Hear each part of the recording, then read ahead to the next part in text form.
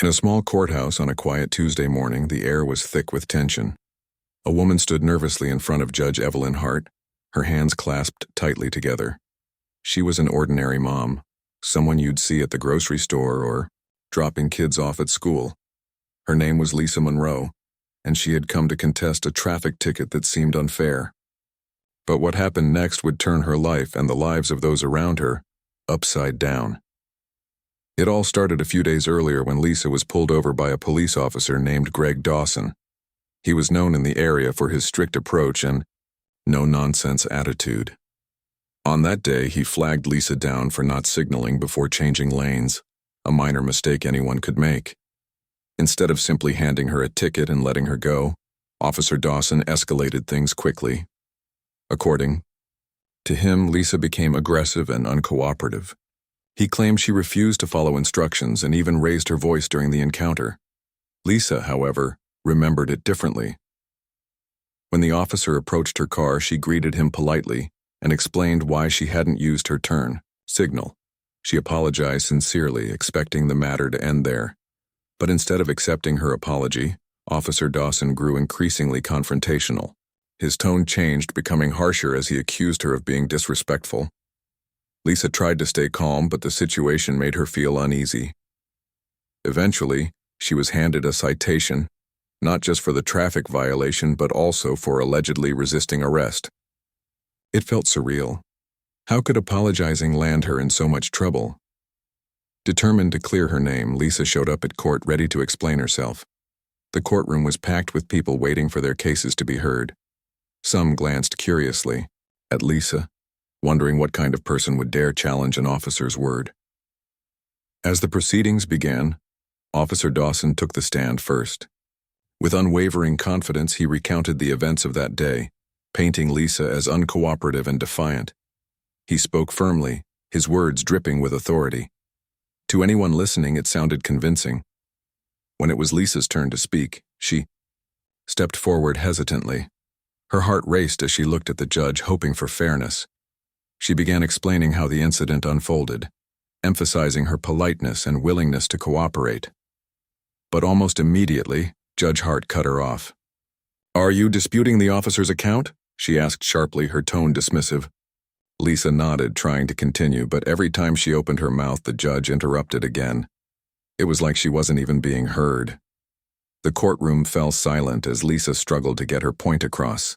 Frustration welled up inside her, but she forced herself to remain composed. She knew losing her temper wouldn't help. Still, the disrespect she felt was overwhelming. Here she was, a hard-working mother who volunteered tirelessly in her community, being treated like a criminal, without evidence to back it up. Worst of all, no one seemed to care about her side of the story. What none of them realized, not Judge Hart, not Officer Dawson, not even the spectators, was that Lisa wasn't just any ordinary citizen. Beyond the walls of this courthouse, she led a life far removed from the drama unfolding here. Unbeknownst to everyone present, Lisa was married to one of the most powerful figures in the country, the director of a major government agency. This fact alone should have given pause to anyone considering mistreating her.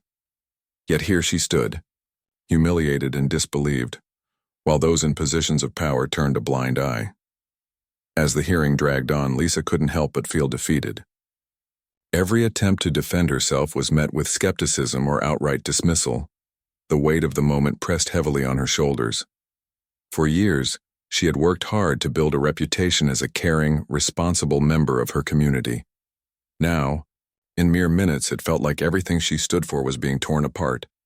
Little did she know, though, that this humiliating experience would set off a chain reaction, one that would expose deep flaws in the system and bring long overdue attention to issues of inequality and injustice. Despite the odds stacked against her, Lisa resolved to fight back.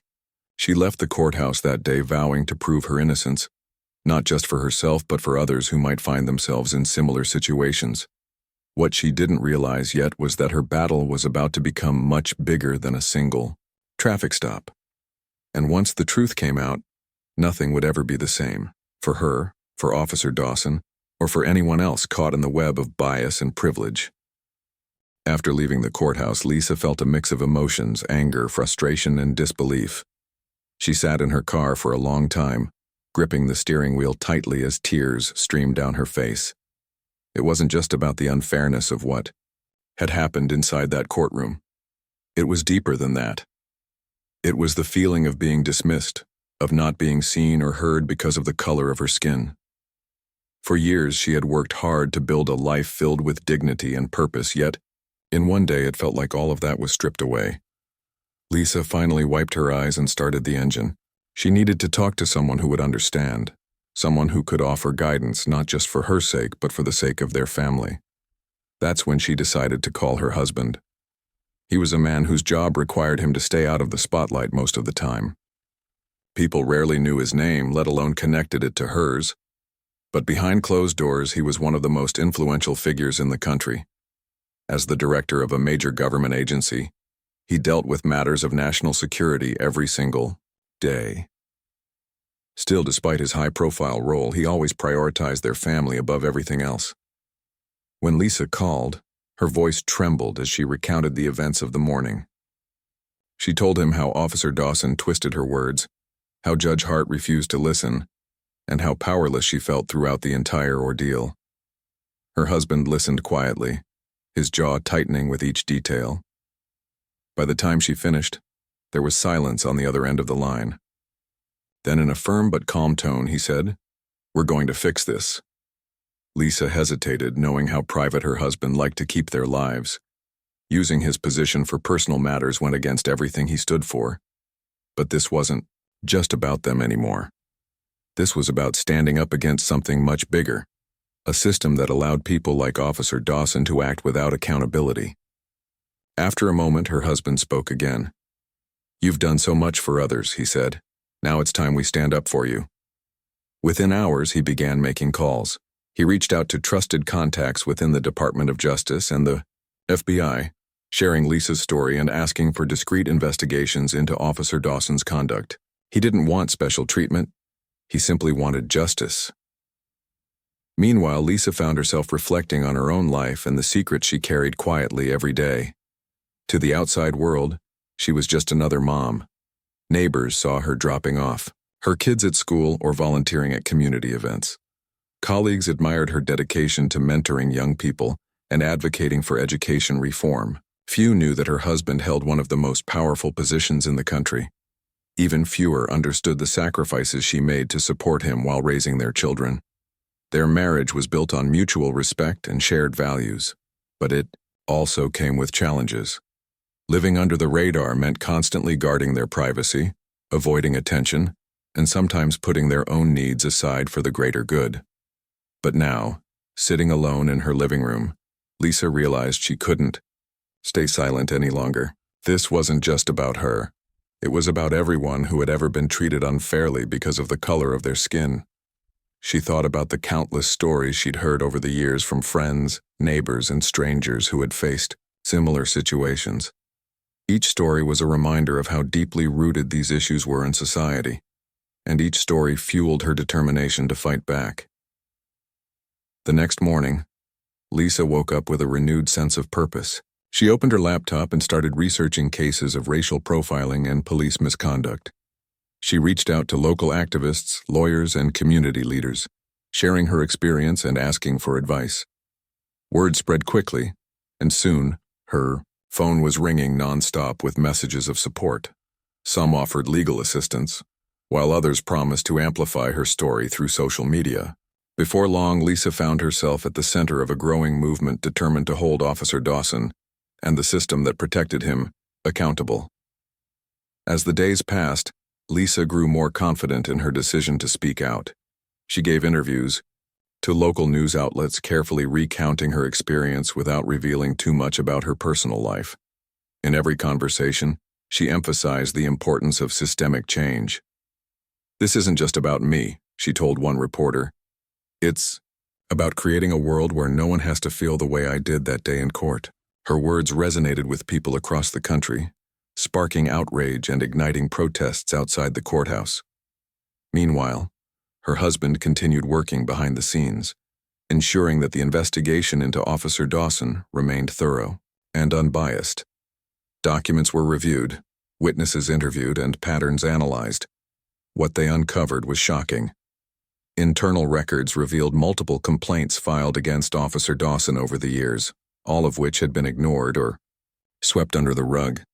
Victims described eerily similar experiences: unwarranted stops, aggressive behavior, and blatant disrespect. One person even provided dashcam footage showing Officer Dawson escalating situations unnecessarily, contradicting his claims of professionalism. As the investigation into Officer Dawson's past grew deeper, Lisa began to see just how widespread the problem really was. It wasn't just one bad cop. It was a pattern, a system that let people like him operate with little to no accountability. The more she learned, the angrier she became, but also, strangely, the more hopeful. If this much corruption could be exposed, maybe something good could come out of it. Maybe her experience could spark real change.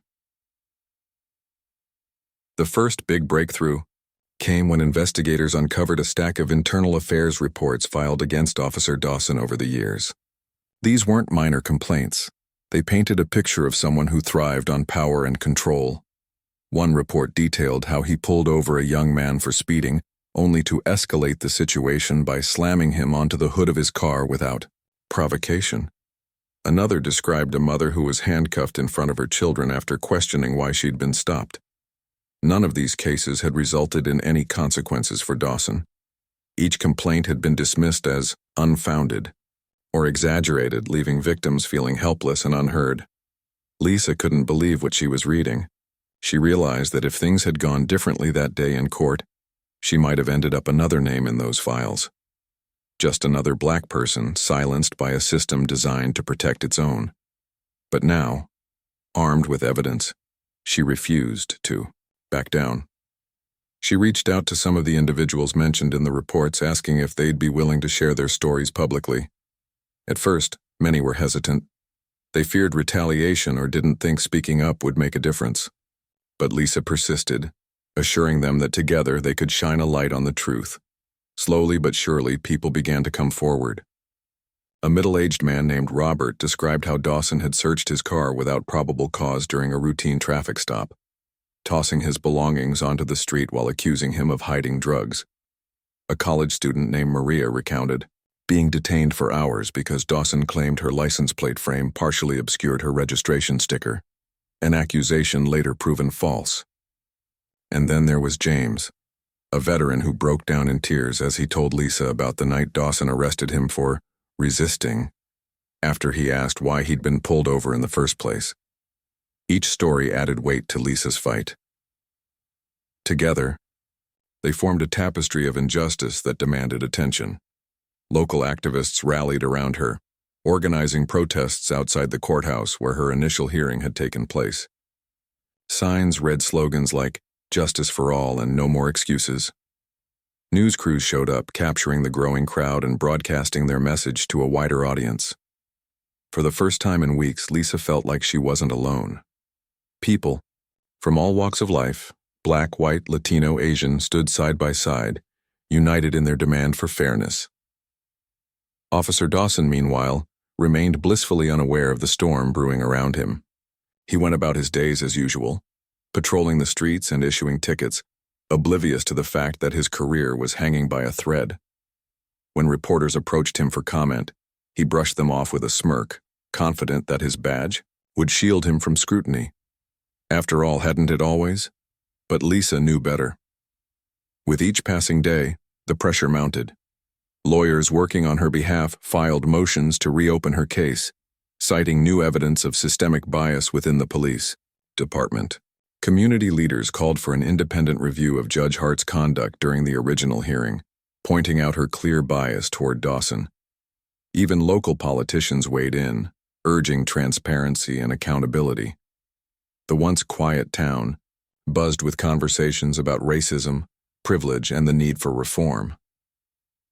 Through it all, Lisa stayed focused. She spent hours drafting statements, attending meetings, and preparing for interviews. Her husband continued to support her quietly, ensuring that resources were available whenever needed, but staying out of the spotlight. Their partnership was unshakable, a blend of love, trust, and shared purpose. Late at night, when the kids were asleep and the house was still, They'd sit together at the kitchen table, talking through strategies and sharing thoughts about what lay ahead. One evening, as Lisa scrolled through social media, she stumbled upon a video that stopped her in her tracks. It was footage from a dashboard camera showing Officer Dawson interacting with a driver during a traffic stop. The date stamped on the clip matched one of the incidents mentioned in the internal affairs reports. In the video, Dawson could be seen shouting at the driver, yanking him out of the car and throwing him to the ground, all without any apparent justification. The driver, visibly shaken, kept repeating, "I didn't do anything wrong." Lisa's hands trembled as she watched the scene unfold. It was chilling, not just because of what happened, but because it confirmed everything she'd suspected. Officer Dawson wasn't just rude or overly aggressive, he was dangerous. Determined to expose the truth, she shared the video online, tagging news outlets and advocacy groups. Within hours, it went viral, sparking outrage across the country. Comment sections lit up with messages of support for Lisa and calls for justice. Some viewers even shared their own experiences with law enforcement, adding fuel to the fire. Back in town, the fallout was immediate. Protesters gathered outside the police station, chanting slogans and holding signs demanding Dawson's removal. Local businesses displayed posters in their windows supporting Lisa and condemning racial profiling. Even Judge Hart faced backlash, with petitions circulating online calling for her removal from the bench. For the first time in her career, she found herself under intense public scrutiny, forced to defend her actions in court that fateful day. Amidst the chaos, Lisa remained grounded. She knew the road ahead wouldn't be easy, but she also knew she couldn't turn back now. This wasn't just about her anymore. It was about every person who had ever been treated unfairly because of the color of their skin. It was about dismantling a system that allowed officers like Dawson to operate unchecked. And most importantly, it was about proving that no matter how powerful someone seemed, no one was above accountability. As she prepared for the next phase of her journey, Lisa felt a sense of calm wash over her. She thought about her children sleeping soundly upstairs and the kind of world she wanted them to grow up in. A world where fairness wasn't a privilege, but a right. A world where no one had to fear being humiliated or mistreated simply because of who they were. With renewed determination, she vowed to keep fighting, not just for herself, but for everyone counting on her to make a difference. The momentum behind Lisa's fight was growing stronger every day. What started as a personal battle against injustice had turned into a national movement, drawing attention from all corners of the country. People were watching closely, waiting to see what would happen next. For Lisa, this meant stepping up in ways she never imagined. She wasn't just a mom anymore. She was a symbol of resilience and hope for thousands who felt voiceless. Federal investigators were now deeply involved, working alongside local authorities to piece together Officer Dawson's troubling history. Every document they uncovered painted a clearer picture of a man who abused his power with near-total impunity. The dashcam footage that Lisa shared online became a turning point. It showed undeniable proof of Dawson's aggressive behavior, leaving no room for excuses or denials.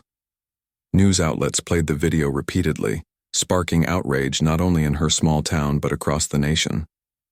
As pressure mounted, more victims came forward, emboldened by the growing support for Lisa's cause. One woman recounted how Dawson had detained her for hours after pulling her over for a broken taillight, a minor issue that should have resulted in nothing more than a ticket.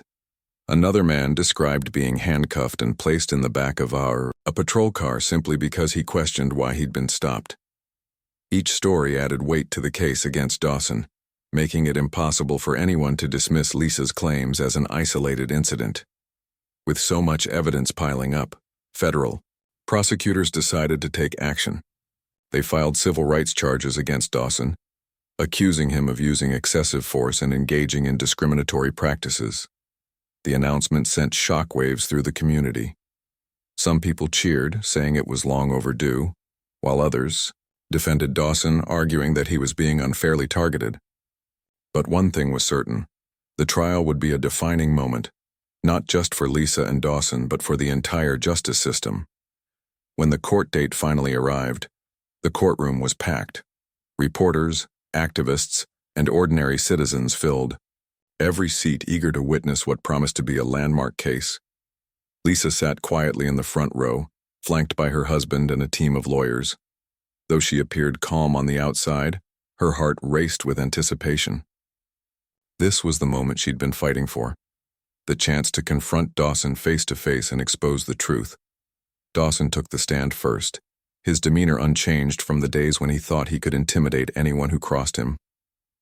He spoke confidently, repeating the same version of events he'd given during Lisa's initial hearing. But this time, things were different.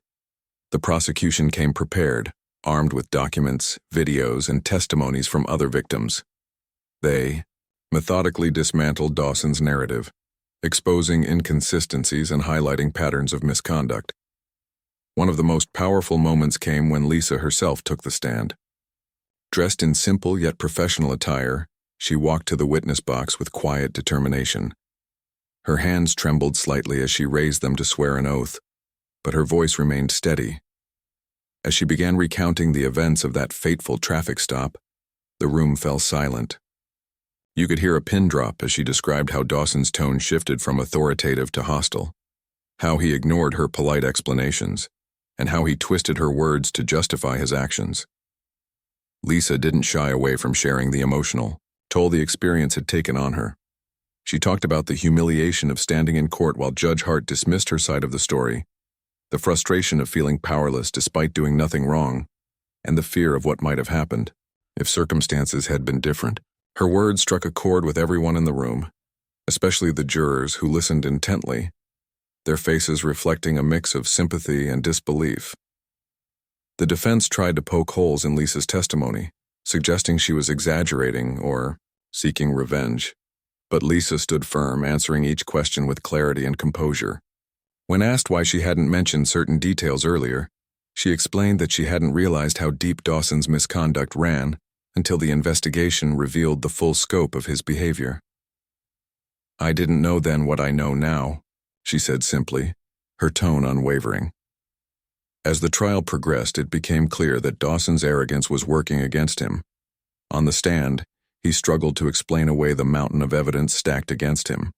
When confronted with the dashcam footage, he stammered and shifted uncomfortably, claiming the video didn't capture the full context of the situation. But the jury wasn't buying it. His attempts to downplay his actions only made him look worse. Meanwhile, Lisa's story continued to resonate far beyond the courtroom. Social media buzzed with hashtags like #Stand with Lisa and #Justice for All, amplifying her message and keeping the conversation alive. Celebrities, politicians, and influencers joined the chorus, calling for accountability and systemic reform. Even late-night talk show hosts weighed in, using their platforms to highlight the broader issues at play. The case wasn't just about one officer. It was about exposing the cracks in a system that allowed such abuses to persist unchecked. Back home, Lisa found strength in the outpouring of support. Friends, neighbors, and strangers reached out daily, offering kind words and encouragement. Some even showed up at her house with homemade meals or flowers, reminding her that she wasn't alone. Her children, though too young to fully understand what was happening, sensed her determination and pride. They saw their mom not as a victim, but as a fighter, a role model showing them the importance of standing up for what's right. Despite the progress, Lisa knew the fight wasn't over. Even if Dawson was convicted, there was still work to be done. Laws needed to change. Training programs for law enforcement officers had to improve. Communities required better tools to hold officials accountable. Lisa vowed to keep pushing for these changes, knowing that true justice went beyond one courtroom verdict. By the time closing arguments rolled around, the tension in the courtroom was palpable. The prosecution delivered a passionate speech, urging the jury to recognize the gravity of Dawson's actions and the harm caused by unchecked power. "This isn't just about one bad cop," the prosecutor declared. "It's about sending a message that no one is above the law." The defense countered with a weak plea for leniency, arguing that Dawson was simply doing his job. But their words lacked conviction, falling flat in the face of overwhelming evidence. As the jury retired to deliberate, Lisa sat quietly, holding her husband's hand tightly. Hours passed, each minute feeling like an eternity. Finally, the foreman returned. With the verdict, guilty on all counts. Gasps echoed through the courtroom as Lisa exhaled deeply, tears streaming down her face. Justice had been served, but Lisa knew this was only the beginning. There was still so much work to do, so many voices to lift up, and so many battles left to fight. And she was ready. The guilty verdict against Officer Dawson sent shockwaves through the small town and beyond. For Lisa, it was a moment of vindication, a hard-fought victory that validated everything she had endured. As the judge read out the decision, her hands trembled. But this time it wasn't from fear or frustration. It was relief mixed with disbelief. She had spent weeks reliving the humiliation of that traffic stop, battling doubts about whether anyone would believe her. Now standing in the same courtroom where she had once felt powerless, she finally felt heard. Officer Dawson's reaction told its own story. His face turned pale as the reality of the situation sank in. He glanced around the room, perhaps hoping for some sign of support, but found none. The crowd, which included many who had followed the case closely, remained silent, some nodding in approval, others simply watching as justice unfolded. When the judge announced his sentence, a combination of prison time and permanent loss of his badge, Dawson slumped forward, defeated. It was a rare sight, a man who had always wielded authority now stripped of it entirely. But while the trial marked a turning point, Lisa knew the work wasn't over. A conviction alone wouldn't fix the broken system that allowed people like Dawson to operate unchecked for years. That evening, sitting at her kitchen table surrounded by family and close friends, she reflected on what came next. "This isn't just about one person," she said softly. "It's about making sure no one else has to go through what I did." Her husband nodded, agreeing wholeheartedly. Together, they began discussing ways to channel the momentum from the trial into meaningful change. They decided to start locally, focusing on reforms within their own community before expanding outward. Lisa reached out to advocacy groups, legal experts, and grassroots organizations, seeking advice on how to tackle systemic issues head-on. Slowly but surely, a plan began to take shape. One of the first steps was addressing the lack of accountability within law enforcement. With help from allies, Lisa pushed for mandatory body cameras for all officers in the area, ensuring transparency during interactions with the public. She also advocated for stricter oversight committees made up of civilians, not just fellow officers, to review complaints and disciplinary actions. These measures weren't revolutionary, but they represented crucial progress toward rebuilding trust between law enforcement and the communities they served. At the same time, Lisa turned her attention to Judge Hart, whose conduct during the initial hearing had sparked widespread criticism. Calls for her removal from the bench grew louder, with petitions circulating online and protests organized outside the courthouse. While Lisa didn't want to focus solely on punishing individuals, she understood the importance of holding everyone accountable, even those in positions of power. Eventually, Judge Hart agreed to undergo sensitivity training and issued a public apology, acknowledging her bias during Lisa's case. Though some dismissed the gesture as insincere, others saw it as a step in the right direction. For Lisa, however, the real test lay in amplifying voices that had long been ignored. She traveled across the country, speaking at rallies, conferences, and community meetings. Each event drew crowds eager to hear her story and learn how they could contribute to the fight for equality. Her speeches were heartfelt and unpolished, filled with raw emotion rather than rehearsed lines. She talked openly about the pain of being humiliated in court, the weight of carrying secrets about her husband's high-profile role, and the strength she found in standing up for herself and others. "I'm not special," she often said during these talks. "I'm just someone who refused to stay silent when it mattered most. And if I can do it, so can you." Her words resonated deeply, inspiring countless people to share their own experiences and join the movement. Some opened up about being profiled by police. Others spoke about facing discrimination in workplaces or schools. By creating spaces for these conversations, Lisa helped build a network of support that transcended geography and background. Back home, Lisa worked tirelessly to establish a non-profit organization dedicated to combating racial injustice. Its mission was simple yet ambitious: to educate, empower, and advocate for marginalized communities. The group focused on three key areas: policy reform, community outreach, and youth mentorship. Through partnerships with local schools, Lisa launched programs aimed at teaching kids about civil rights and encouraging them to speak out against unfair treatment. She believed strongly that the next generation held the key to lasting change. As months passed, Lisa's efforts began yielding tangible results. Lawmakers introduced bills inspired by her advocacy, including measures to increase diversity within police departments and improve training on implicit bias. Local businesses pledged to hire more inclusively and provide resources for underserved neighborhoods. Even media outlets started covering stories about systemic inequality more thoughtfully, giving a platform to those directly affected by it. Still, Lisa faced challenges along the way. Not everyone supported her cause. Critics accused her of exaggerating the problem or using her husband's influence to push an agenda. Others argued that singling out individual officers like Dawson distracted from broader societal issues. But Lisa refused to let negativity derail her mission. Instead, she leaned on the growing coalition of supporters who stood by her side, reminding herself why she had started this journey in the first place. There were moments, though, when the weight of it all threatened to overwhelm her. Late at night, after long days of meetings and interviews, she'd sit alone in her living room, staring at photos of her children. What kind of world would they inherit? Would they grow up free from the biases and injustices she fought so hard to dismantle? These questions haunted her, but they also fueled her determination. Every setback became a reason to push harder, every victory a reminder of how far she'd come. By the end of the year, Lisa's nonprofit had gained national recognition, earning grants and partnerships that allowed it to expand its reach. She appeared on talk shows and magazine covers, sharing her vision for a fairer, more equitable society.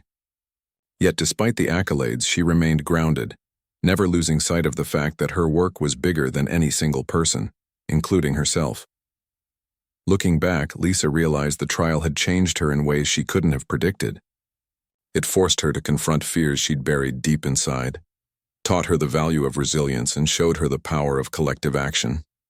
More importantly, it reminded her of something she'd always known, but sometimes forgotten: that even in the darkest moments there is hope. Hope for healing, for understanding, and for a future where everyone is treated with dignity and respect. And so, Lisa pressed on, driven by the belief that true justice wasn't just about punishing wrongdoing. It was about building a world where such wrongs couldn't happen in the first place. Years had passed since the trial that changed everything, but Lisa still remembered every detail as if it were yesterday. The courtroom, the verdict, the weight of knowing she'd stood up not just for herself but for countless others. It all felt like a blur and yet crystal clear at the same time. Life had moved forward, but the ripple effects of her fight continued to spread far beyond what she could have imagined. Her nonprofit organization was thriving now, growing into a national force for change. What started as a small group of volunteers, meeting in her living room, had transformed into a well-funded initiative with chapters across the country. They hosted workshops, trained community leaders, and partnered with schools to teach kids about fairness and equality. One of their most successful programs paired teenagers with mentors who helped them navigate challenges while encouraging them to dream big. These young people became ambassadors for the cause, speaking out against injustice in their own neighborhoods and inspiring peers to join the movement. Lisa's advocacy work didn't stop there. She traveled constantly, giving speeches at universities, corporate events, and government hearings. Her message was always the same: justice isn't something you can achieve overnight. It takes patience, persistence, and courage. Change doesn't happen because we wish for it, she often said. It happens when we roll up our sleeves and get to work. People listened, not just because of her story, but because she spoke from the heart. There was no pretense, no polished speeches designed to impress.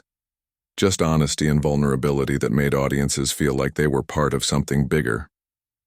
At home, life had settled into a new rhythm. Her children were older now, old enough to understand the impact of what their mom had done. They saw how strangers approached her in public, thanking her for standing up and making a difference. Sometimes they even attended events with her, proudly watching as she accepted awards or led discussions. Though Lisa never pushed them to follow in her footsteps, she hoped they'd carry the lessons she'd tried to instill. Lessons about kindness, resilience, and the importance of using your voice. Her husband remained her rock, supporting her quietly even as his own career wound down. He admired her strength, often joking that she was the real powerhouse in their relationship. But he also worried about her, knowing how much energy she poured into this fight. Late at night, when the house was quiet and the kids were asleep, they'd sit together on the porch talking about the future. "You've already done so much," he'd say. "When will you let yourself rest?" Lisa would smile, squeezing his hand. Rest wasn't something she thought about often, not when there was still so much left to do. Still, there were moments when she allowed herself to pause and reflect. On weekends, she'd take long walks through the park near their house, letting the peaceful surroundings wash over her. She'd think about how far she'd come from that day in court, feeling humiliated and powerless, to becoming a symbol of hope for so many. It wasn't a role she'd ever sought, but one she embraced wholeheartedly. And though the journey had been exhausting, it had also been deeply fulfilling. One of the most rewarding aspects of her work was seeing tangible results. Cities began adopting policies inspired by her nonprofit's recommendations, things like mandatory de-escalation training for police officers, independent review boards to investigate misconduct, and greater transparency in disciplinary actions. Schools implemented anti-bias curriculums, teaching students to recognize and challenge stereotypes. Businesses pledged to hire more inclusively, creating opportunities for marginalized communities. None of these changes happened overnight, but each one represented progress, a step toward a fairer, more equitable society. Of course, there were setbacks too. Some lawmakers resisted reform efforts, claiming they went too far or threatened public safety. Critics accused Lisa of being overly ambitious, arguing that systemic change couldn't happen without unintended consequences. But she refused to let negativity slow her down. Instead, she leaned on the support of those around her, the activists, lawyers, teachers, and everyday citizens who believed in the same vision she did. Together, they kept pushing forward, determined to create a world where everyone was treated with dignity and respect. As the years went by, Lisa noticed something remarkable happening. The conversation around racial injustice had shifted. What once felt like a niche issue discussed only in certain circles had become part of the mainstream dialogue. Celebrities used their platforms to amplify voices like hers. Politicians included equity initiatives in their campaigns. Even companies began prioritizing diversity and inclusion in ways they hadn't before. It wasn't perfect. There was still so much work to be done, but the momentum was undeniable. Looking back, Lisa realized the trial had been both a curse and a blessing. It had exposed her to pain and humiliation she wouldn't wish on anyone, but it had also given her a purpose, a reason to keep fighting even when the odds seemed insurmountable. In standing up to Officer Dawson and the system that protected him, she had uncovered truths that needed to be told. She had shown the world that no matter how powerful someone appeared, accountability was possible. And yet, despite all the accolades and accomplishments, Lisa never lost sight of why she started this journey. It wasn't about fame or recognition. It was about creating a better future, for her kids, for her community, and for generations to come. Every time she met someone whose life had been touched by her work, she felt a renewed sense of purpose. Whether it was a young girl telling her she wanted to be just like her when she grew up, or an elderly man thanking her for giving him hope, these moments reminded her that the fight was worth it. In the end, Lisa knew the battle for justice would continue long after she was gone. Systems don't change overnight and biases run deep. But she also knew that every small victory mattered. Every policy reform, every act of kindness, Every voice raised in protest brought the world one step closer to the vision she carried in her heart. So Lisa kept going, fueled by the belief that even the smallest actions could spark monumental change. She woke up each morning ready to tackle whatever came her way, knowing she wasn't alone. Behind her stood a community of people united by a shared dream. A dream of a world where no one had to face the kind of injustice she once endured. And as long as that dream remained alive, Lisa knew the fight would go on.